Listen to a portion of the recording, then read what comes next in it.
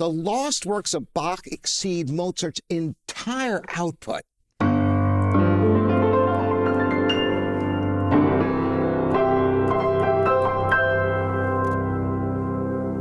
I'm Robert Estrin. This is livingpianos.com. You think you know Bach, the Well-Tempered Clavier, the Goldberg Variations, the St. Matthew Passion, the Brandenburg Concertos. But here's what almost nobody talks about.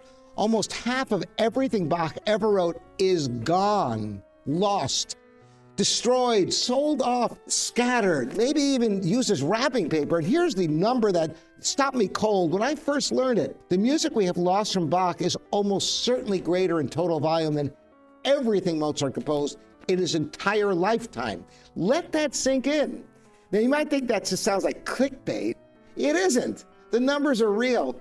And the story of what happened to Bach's music tells us something profound about how fragile greatness can be. Scholars estimate that somewhere between 40 to 50% of Bach's total output is missing.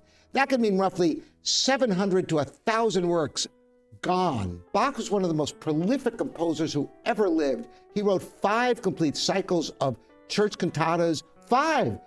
That is about 300 cantatas covering nearly every Sunday and feast day of the Lutheran calendar. And today, we only have 3 of those cycles. 2 entire cycles simply do not exist anymore. That means somewhere around 100 to 120 major choral works are gone.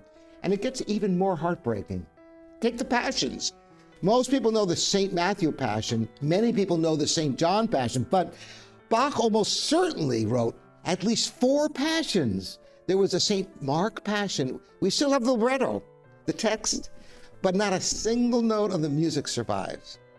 There was likely a St. Luke Passion, and at least 1 more beyond that. These were not small works. The St. Matthew Passion alone takes nearly 3 hours to perform. Imagine several more works of that scale, simply gone. Then there's Bach's Gothic period. This is when he worked for Prince Leopold, and he was free from church obligations. That gave him the opportunity to focus on instrumental music. This is the period that gave us the Brandenburg Concertos, the cello suites, the violin partitas. So what else did he write then? Almost certainly a great deal more. More concertos, more sonatas, more chamber music. We have hints, references, fragments, but much of the music itself is gone. So what happened? When Bach died in 1750, his manuscripts were divided between his sons. Carl Philipp Emanuel Bach understood what he had. He preserved everything entrusted to him. And we owe him an enormous debt for that. But William Friedman Bach, his eldest son, had a very different life. He was gifted, exceptionally gifted, but he struggled. Debt, financial hardship, a life that never fully came together. And piece by piece, he sold off his father's manuscripts, original scores in Bach's own hand, sold to collectors, dispersed, lost. There are even stories disputed, but not dismissed, that some original Bach manuscripts were used by shopkeepers as wrapping paper for butter and meat. Think about that. Not long after Bach's death, his music was considered old-fashioned. The paper itself was sometimes valued more than the music written on it. But here's where the story turns. Almost 80 years after Bach died, when he was nearly forgotten, a 20-year-old composer changed everything. Felix Mendelssohn. That's right. Mendelssohn had grown up with Bach's music. His grandmother had given him a manuscript copy of the St. Matthew Passion. And in 1829, Mendelssohn conducted the first public performance of the St. Matthew Passion since Bach's own lifetime. Nearly 80 years of silence, and then this. The audience was overwhelmed. Critics were stunned. That single performance helped launch what we now call the Bach Revival. The musical world rediscovered Bach. Mendelssohn later became deeply connected to Leipzig, the city where Bach spent the last 27 years of his life as Thomas Cantor at St. Thomas Church. Mendelssohn founded the Leipzig Conservatory there. He championed Bach at every opportunity. And because of his efforts like this, the Bach Gesellschaft, the Bach Society, was founded in 1850, exactly 100 years after Bach's death. Its mission was simple: find every Bach manuscript, collect it, publish it, preserve it. That project took 50 years, and even then, with all the scholarship and all that searching, there were still works they could not find. Now, let's bring in Mozart. Mozart died at 35 and left behind more than 600 works, an astonishing output: symphonies, concertos, operas, chamber music, piano sonatas.